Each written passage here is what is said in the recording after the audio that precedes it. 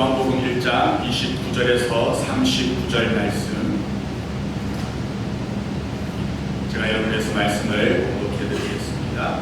이튿날 요한이 예수께서 자기에게 나오심을 보고 이르되 보라, 세상 죄를 지고 가는 하나님의 어린 양이로다. 내가 전에 말하기를 내 뒤에 오는 사람이 있는데 나보다 앞선 것은 그가 나보다 먼저 계심이라 한 것이 이 사람을 가리킴이라. 나도 그를 알지 못하였으나 내가 와서 물로 세례를 베푸는 것은 그를 이스라엘에 나타내려 함이라 하니라. 요한이 또 증언하여 이르되 내가 보매 성령이 비둘기같이 하늘로부터 내려와서 그의 위에 머물렀더라. 나도 그를 알지 못하였으나 나를 보내어 물로 세례를 베풀라 하신 그 이가 나에게 말씀하시되 성령이 내려서 누구 위에든지 머무는 것을 보거든 그가 곧 성령으로 세례를 베푸는 이인 줄 알라 하셨기에 내가 보고 그가 하나님의 아들이심을 증언하였노라 하니라. 또 이튿날 요한이 자기 제자 중 두 사람과 함께 섰다가 예수께서 거리심을 보고 말하되 보라, 하나님의 어린 양이로다. 두 제자가 그의 말을 듣고 예수를 따르거늘 예수께서 돌이켜 그 따르는 것을 보시고 물어 이르시되 무엇을 구하느냐. 이르되 랍비여 어디 계시오니까 하니 랍비는 번역하면 선생이라. 예수께서 이르시되 와서 보라. 그러므로 그들이 가서 계신 데를 보고 그날 함께 거하니 때가 10시쯤 되었더라. 아멘. 이 말씀으로 하나님의 어린 양이라는 제목으로 은혜 나누기를 원합니다. 우리 한번 인사 나누실까요? 사랑합니다. 축복합니다. 오늘도 은혜 많이 받으시기 바랍니다. 말씀으로 함께 은혜 나누기를 드리 바랍니다. 요한복음 네 번째 시간입니다. 그런데도 아직 1장이 머물러 있어요. 언제 요한복음이 끝날 겁니다. 오늘 1장 마지막으로 하고 다음부터는 또 빨리 진행을 하도록 하겠습니다. 그만큼 이 요한복음 1장에 중요한 내용들, 의미가 많이 담겨져 있다는 거죠. 지난주에 세례 요한에 대해서 그가 어떤 사람이었는지 잠깐 나누었죠. 요한은 따로 기거하는 장소도 없고 누가 특별히 그 사람에게 권위를 부여해 준 것도 아니지만 그러나 광야의 소리가 되어서 하나님의 말씀을 대언하는 선지자의 역할을 감당했습니다. 그래서 사람들이 그 요한의 말씀을 듣기 위해서 동서남북 사방에서 10분 무하를 막론하고 사람들이 몰려드는 겁니다. 와서 말씀을 듣는데 요한의 전하는 말씀이 뭐였어요? 야, 참 잘한다, 복 받으라, 너 귀하다, 이런 얘기가 아니라 회개하라, 천국이 가까웠다, 야 이 독사의 자식들아, 이런 말을 했어요. 제가 여기서 이 독사의 자식들아 하고 여러분한테 설교하면 아마 뭐 저런 목사가 다 있어 하면서 아무도 안 나오실 것 같은데 그런데도 요한이 영적인 능력이 있어서 회개하라, 독사의 자식들아 하고 나무라는데 사람들이 몰려와서 세례를 받고 회개를 하는 겁니다. 예수님께서 본격적인 공생애를 시작하시기 앞서서 예수님도 세례 요한에게 나와서 세례를 받게 됩니다. 그러면서 요한이 나오시는 예수님을 보면서 한 말이 있습니다. 29절 말씀인데요. 우리 같이 한번 읽어보겠습니다. 시작. 이튿날 요한이 예수께서 자기에게 나오심을 보고 이르되 보라, 세상 죄를 지고 가는 하나님의 어린 양이로다. 예수님이 나오는 것을 보고서 세상 죄를 지고 가는 하나님의 어린 양이라고 아주 명확하게 예수님의 정체성에 대해서 정의를 내려주고 있습니다. 하나님의 어린 양, 이 말에는 굉장히 중요한 의미가 담겨져 있죠. 구약 성경에 보면은 장차 예수님이 오셔서 이 땅에 오셔서 하실 계속의 그 사역을 예표적으로 그림자로 보여주는 일들이 있습니다. 그게 뭐냐면 바로 제사의 제도입니다. 그 제사에 쓰여지던 대표적인 제물이 바로 어린 양이었습니다. 여러분 어린 양 보신 적 있습니까?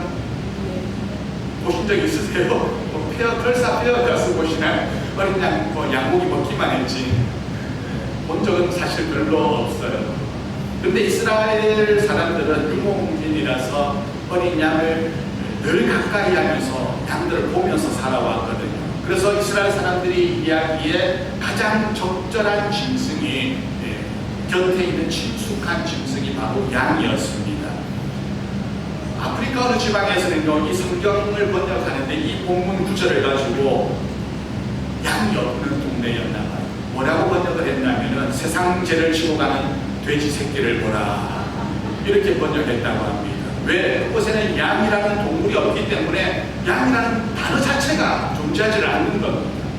그러니 양이라고 그대로 옮겨놓으면 도대체 양이 뭐야?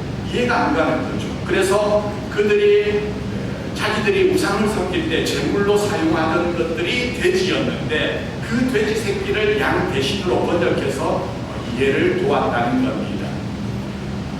예수님을 어린 양으로 표현하는 것에 그러면 기원은 뭘까요?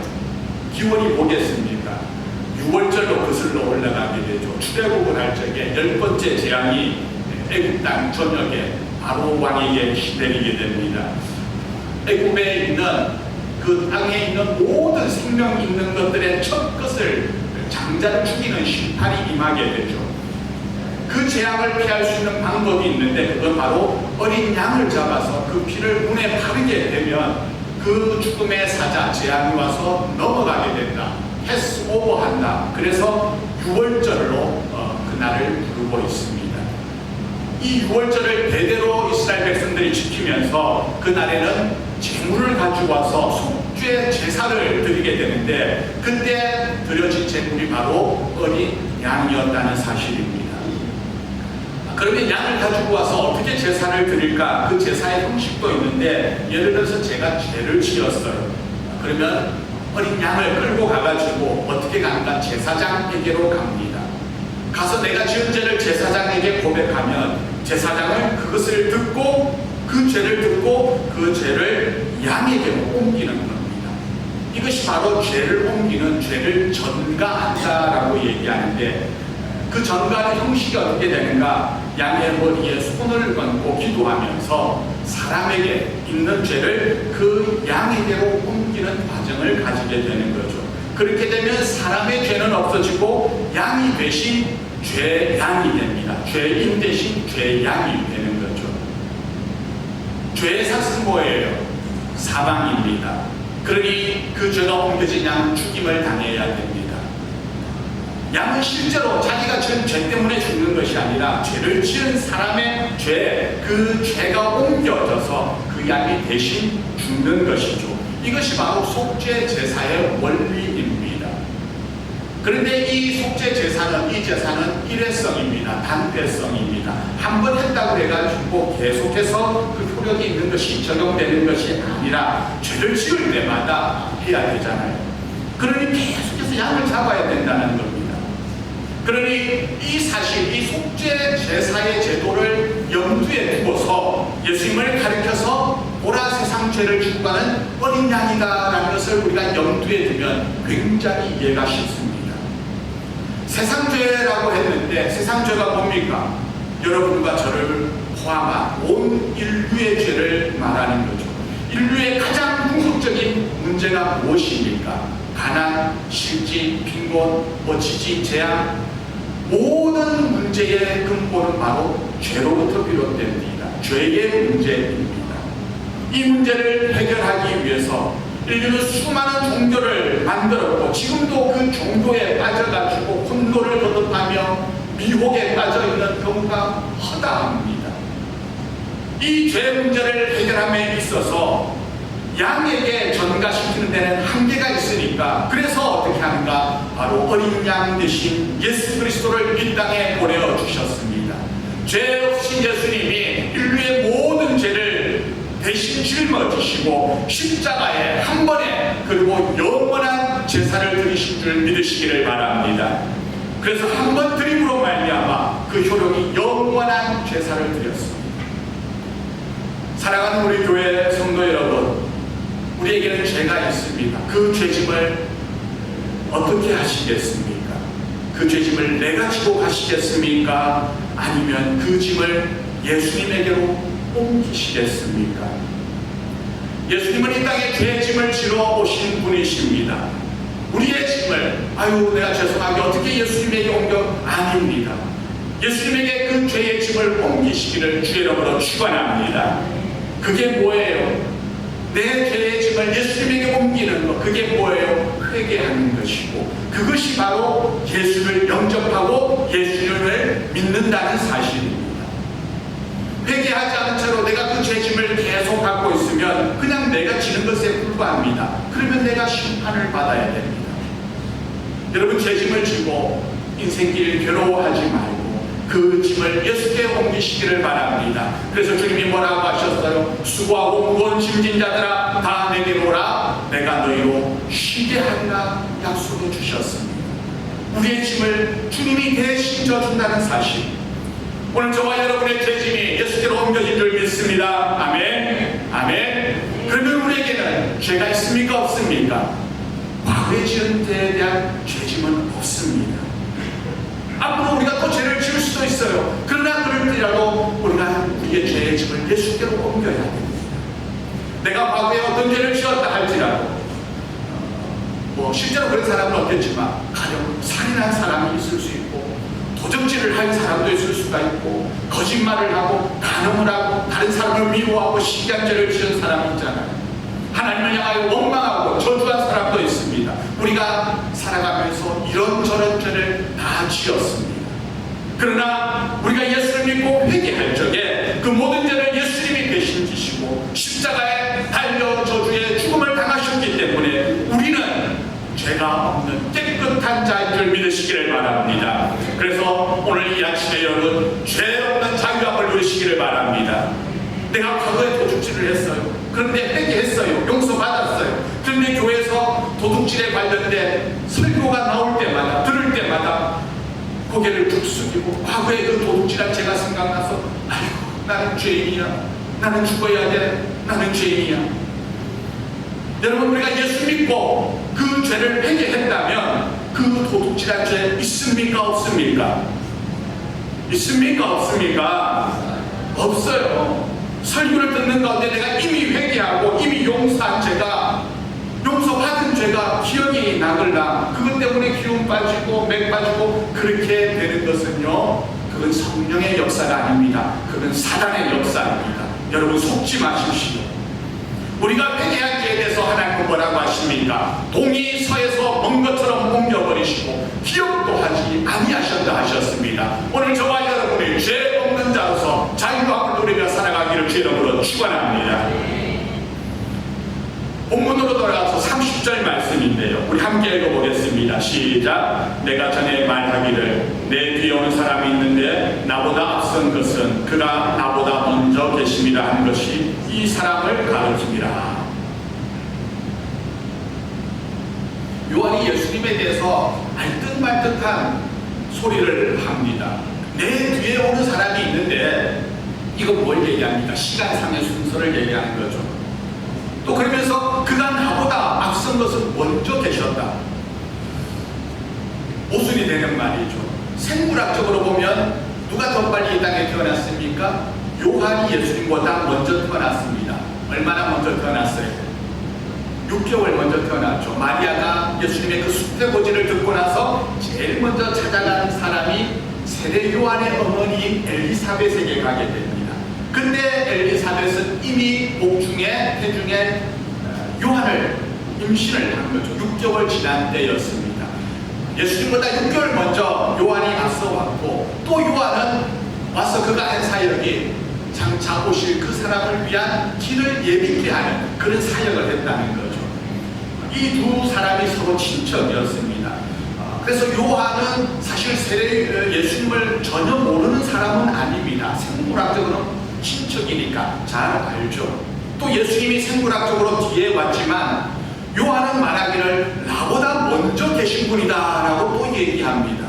이 말이 뭘 의미합니까? 우리가 요한복음 살펴본 것처럼 예수님의 하나님 되심을, 선제 이 땅에 태초에부터 계셨음을 드러내는 내용이죠. 인류의 죄를 대신 지기 위하여 이 땅에 오신 어린 양이면서 동시에 태초에 우리를 창조하신 하나님이심을 드러내는 말입니다.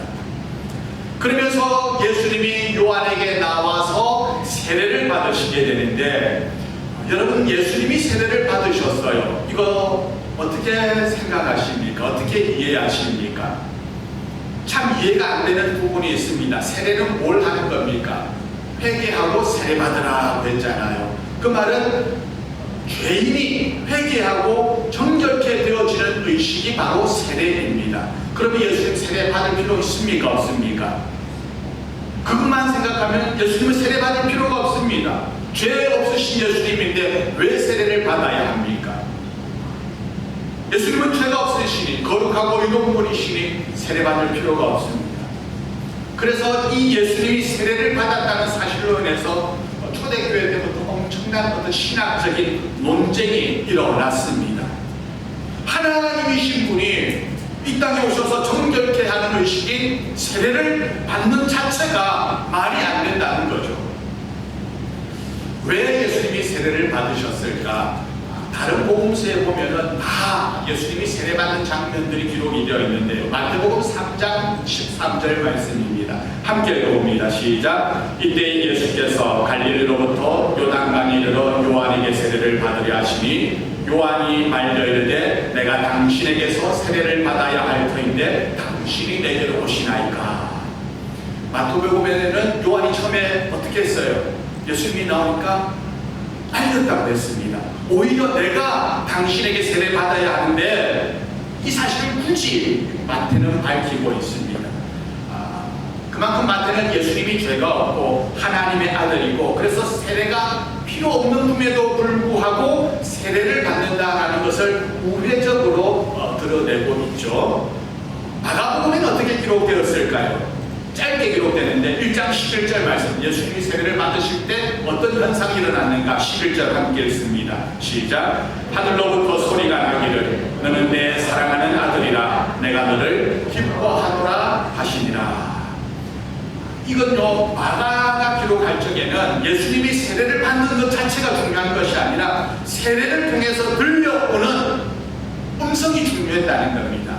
뭘 드러내고 있습니까? 하나님이 기뻐하는 자고 하나님이 사랑하는 아들이다라는 거예요. 이게 마가의 강심은 예수님이 하나님의 아들이시라는 것을 드러내는 것이 중요한데 그 중에 바로 한 사건이 세례를 통해서 드러났다는 거죠. 자, 그럼 누가복음에는 뭐라고 기록했을까요? 3장 또 함께 같이 읽어봅니다. 시작. 백성이 다 세례를 받을세 예수도 세례를 받으시고 기도하실 때 하늘이 열리며 성령이 비둘기 같은 형체로 그의 위에 강림하시더니 하늘로부터 소리가 나기를 너는 내 사랑하는 아들이라 내가 너를 기뻐하노라 하시니라. 여기 또 예수님이 누구에게서 세례 받았는지 안 나옵니다. 막연히 세례를 받는데 그때도 역시 들려오는 소리가 뭐예요? 너는 내 사랑하는 아들이고 내가 너를 기뻐한다 라는 말씀들이 나옵니다. 이걸 통해서 우리가 또 알 수 있는 게 뭐냐면 예수님은 실제로 요한의 세례는 받을 필요가 없습니다. 요한의 세례는 뭐예요? 죄사함의 세례잖아요. 그런데 복음서에서 이 예수님이 세례를 받으시는 것에 대해서 강조하는 내용들이 공통적으로 들어가는 내용이 뭡니까? 하늘이 열리고 내 사랑하는 아들이고 내 기뻐하는 자다라는 그 음성이 공통적으로 들려오게 됩니다. 왜 하늘이 열리는 것을 강조할까요? 하늘이 열린다는 말의 의미가 뭘까? 바로 그 사람에게 하늘로부터 특별한 사명이 주어졌고 그 사명이 이제 시작되는 것을 드러내는 상징적인 의미가 담겨져 있는 거죠. 그래서 그 사복음서에 나오는 예수님이 받으신 세례는요, 죄사함의 세례가 아니라 바로 예수님이 하나님의 아들로서 메시아로서 공적인 사역이 시작되었음을 드러내는 그런 사건이라고 할 수가 있습니다. 그래서 하나님이 너는 내 아들이다, 내 기뻐하는 자다라는 들려주시는 그 음성이 바로 메시아에 대한 확인의 작업인 거죠. 이처럼 예수님이 받으신 세례는 메시아로서의 사역이 시작됨을 알려주는 사건이기도 하고, 그리고 또 한 가지 중요한 사건이 내용이 있습니다. 요한이 사람들에게 세례를 베풀 때의 장면을 여러분 한번 생각해 보세요. 상상을 해보세요. 요한은 한 사람인데 온 백성이 다 세례를 받았어요. 제가 군대에 있을 적에 군인들이 세례를 받거든요. 그때 이제 목사님들이 군 선교를 하는 목사님들이 오셔서 세례를 주시는데 몇 명이 오시냐면 여러 분 오셔서 10명, 20명 오셔가지고 군인들이 수백 명이 세례를 받으니까 10명, 20명이 와서 해주십니다. 왜? 혼자서 못하니까. 하루에 한 사람이 세례를 베풀면은요, 몇 명이나 세례할 수 있을 것 같아요? 몇 명이 나겠습니까? 오늘처럼 1대1로 손을 얹고 하면요, 하루에 몇십 명 채 못합니다. 일일이 그 많은 사람들을 어떻게 세례를 다 줍니까? 판이 얼마나 아플까요? 우리 하루 종일 들어가 있으면은요, 뭐 어떻게 되겠습니까? 그냥 툭툭 풀어버릴 겁니다. 기록에 의하면 그럼 어떻게 세례를 요한이 줬는가? 요한은 온 백성에게 다 줬는데, 요한의 세례는 요한의 말씀을 선포하면 그 말씀을 듣고 사람들이 물가로 스스로 들어오는 겁니다. 물 안으로 들어오는 겁니다. 그래서 요한은 강 속에 있고 사람들이 강가에 몰려오면 회개하라 천국이 가까웠느니라 하며 선포할 적에 그 말을 듣고 사람들이 강으로 다 들어와가지고 동시에 함께 세례를 받았다는 사실입니다. 요한의 세례는 이런 세례였는데, 그런데 예수님의 세례는 조금 달랐어요. 어떻게 알아요?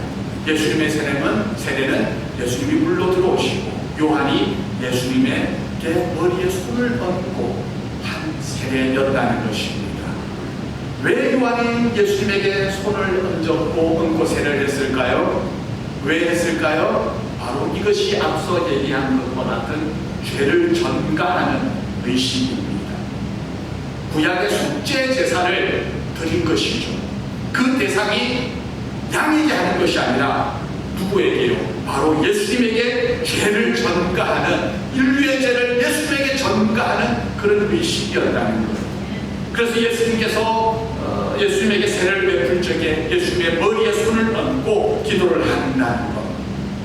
실제로 예수님은 죄를 안 지었어요. 죄가 없으신 분이에요. 그러나 모든 인류의 죄를 짊어지고 가는 양이기 때문에 그 인류의 죄를 전가시키고, 그리고 나중에는 실제로 어떻게 합니까? 십자가에서 그 어린 양의 역할을 다 감당하셨다는 것입니다. 그래서 예수님의 세례의 의미는 메시아로서의 확인과 또 어린 양으로서의 희생과 구속 사역을 완성하는 것에 초점이 맞추어진 그런 세례였다는 것.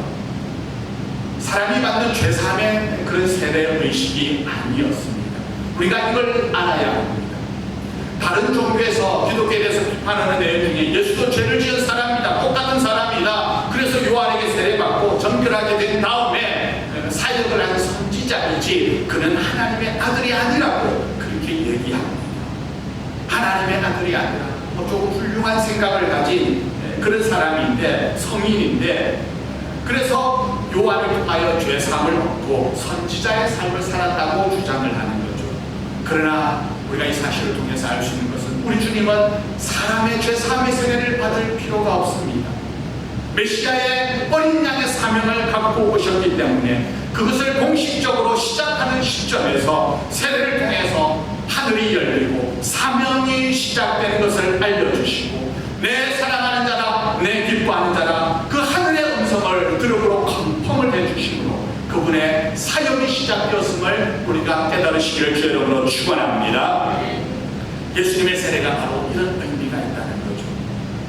이렇게 예수님이 요한에게 세례를 받으신 다음 날 예수님을 향하여 요한이 또 예수님을 보게 되면서 뭐라고 얘기하니까 하나님의 어린 양이라고 재차 반복해서 요한이 제자들에게 얘기를 합니다. 그랬더니 이 두 제자가, 지난주에 누구라고 그랬어요? 안드레와 요한이라고 그랬죠. 두 제자가 어떻게 합니까? 37절 말씀인데요. 보니까 같이 읽어볼까요? 두 제자가 그의 말을 듣고 예수를 따르거늘. 자, 예수님을 따르기 전에 이 두 제자는 누구의 제자였어요? 세례 요한의 제자였습니다. 근데 요한의 그 말 한마디에 그냥 휙 돌아가지고 예수님한테 나가요. 인간적으로 보면 좀 서운한 마음도 들 것 같아요. 너무 냉정하지 않습니까? 왜 그렇게 할까요? 그들은 오실 메시아를 기다리며 하나님의 나라가 회복되기를 간절히 소망하는 그런 그 세례 요한의 제자 공동체 SNF파에 소속된 아주 헌신적인 열성 있는 제자였습니다. 그런데 그들이 바로 자기의 선생님이신 세례 요한이 하나님의 어린 양이라고 정확하게 메시지를 주니까 그들은 요한을 버려두었다기보다는 예수님을 향한, 예수님을 바라보면서 나아간 것이죠. 냉정한 것 같지만 이게 사실은 만든 것입니다. 이렇게 빼야 됩니다. 가끔 제자 훈련을 하는 교회들이 많이 있는데 그 제자 훈련하는 교회 중에서 제자 훈련의 목적과 본질이 잘못된 경우가 많이 있습니다. 제자 훈련 참 훌륭한 어떤 그 프로그램 같은 거죠. 그런데 이것이 목적과 본질이 잘못된 게 뭐냐면은 그런 교회가 있다는 거예요. 원래 참된 제자 훈련의 목적은 뭡니까? 누구의 제자를 만드는 거예요? 예수님의 제자를 만드는 것이 본래의 목적인데 간혹 예수님이 아니라 담임 목사의 제자를 만드는 그런 경우가 간혹 있습니다.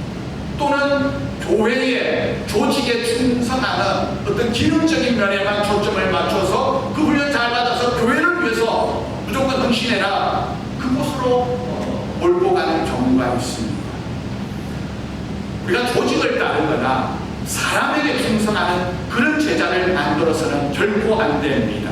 우리는 제자가 되어야 되지만 사람의 제자가 아니라 예수님의 제자가 되어야 됩니다. 만약에 사람을 따른다고 한다면 그거는 제자 훈련이 아닙니다. 그건 그냥 개인의 사조직의 친교 모임에 불과합니다. 모든 훈련은 무엇을 따르게 해야 됩니까? 예수님을 따르게 해야 됩니다. 교회의 어떤 훈련도, 연습도, 경건도, 우리의 모든 헌신도 마지막에 끝은 예수님을 드러내고 예수님을 따르도록 나가야 됩니다. 그런데 자꾸 사람을 따르게 하니까 사람 따르다 보면 필연적으로 일어나는 일이 있습니다. 뭐가 일어나게 됩니까? 서운해하고 삐지게 되고 불평하고 실망하게 되고 교회를 떠나는 일도 생겨나게 됩니다. 그거 당연한 거예요. 왜? 사람을 보게 만들고 사람을 따르다 보니까 사람은 불완전해요. 사람에게 선한 것이 있습니까? 사람에게, 우리에게 선한 것이 뭐가 있습니까? 내 속에 선한 것은 없습니다. 우리 전도사님이 지금 안 계시죠? 애기들 참 귀엽고 이쁘고 기성이 눈썹 예쁘지만 냉정하게 얘기하면 그 아이들도 뭐예요? 죄인이에요. 그런데 그들은 아직 죄의 열매를 맺지 않은 죄인이고, 그럼 우리는 뭐예요? 죄의 열매를 맺은 죄인이고, 아기는 아직 안 맺은 죄인일 뿐입니다. 본질은 뭐예요? 다 죄인이에요. 똑같아요. 그래서 우리가 인간을, 사람을 볼 때 너무 막 기대하고 괜찮은 존재로 보지 마십시오. 가끔 교회 안에서 막 큰 소리 치는 사람이 있어요. 나 무시하지 마. 날 뭘로 보고 말이야. 나 뭘로 보고 말이야. 뭘로 보기? 죄인으로 보죠. 죄인. 그래서 우리가 사람을 바라볼 때 나를 보면서도 그렇고 상대방을 보면서도 그렇고 우리가 어떤 생각을 가져야 됩니까? 죄인이구나, 연약한 죄인이구나, 이 생각을 갖는 것이 우리의 관계에 있어서, 우리의 공동체성에 있어서 얼마나 유익이 되는지 모릅니다. 왜? 죄인이기 때문에 서로의 연약함을 인정하고 또 용서해 줄 수 있기 때문에. 나도 죄인이고 너도 죄인인데 누가 서로를 향하여 걱정하고 비평하겠습니까? 오늘 우리가 왜 예수를 따라야 되는가? 우리가 다 죄인이기 때문이에요. 오늘도 나는 예수의 구원이 필요한 연약한 존재라는 사실을 기억하고 우리가 그 주님과 동행하며 살아가는 복된 한 주간 되시기를 축원합니다. 어린 양으로서 이 땅에 오신 그 예수 그리스도에게 우리의 모든 죄의 짐을 내어 맡기고 한 주간도 믿음 안에서, 진리 안에서 자유함을 누리며 살아가는 복된 한 주간 되시기를 주님으로 축원합니다. 아멘. 우리 찬송가 할게요.